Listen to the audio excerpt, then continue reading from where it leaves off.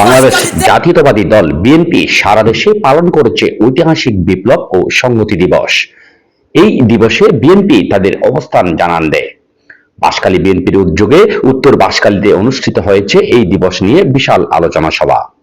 প্রধান অতিথি ছিলেন চট্টগ্রাম দক্ষিণ জেলা বিএনপির সদস্য আলমগীর জহির চৌধুরী। আলোচনা সভায় দলীয় নেতাকর্মীদের সাথে করে যোগ দেন পুকুরিয়া বিএনপির সাবেক সাধারণ সম্পাদক আব্দুল মোতালেব।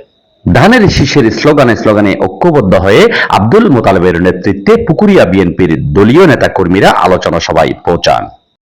এ সময় তার সাথে ছিলেন উপজেলা বিএনপি নেতা মোহাম্মদ ইউনুস, যুবদল নেতা জসিমউদ্দিন, শ্রমিক দলের সভাপতি ফজল আহমেদ, ওয়ার্ড বিএনপি নেতা আবু তাহের, ইদ্রিস, শরীফ চৌধুরী, যুবদল নেতা গিয়াসউদ্দিন, ইলিয়াস সহ আরো অনেকেই।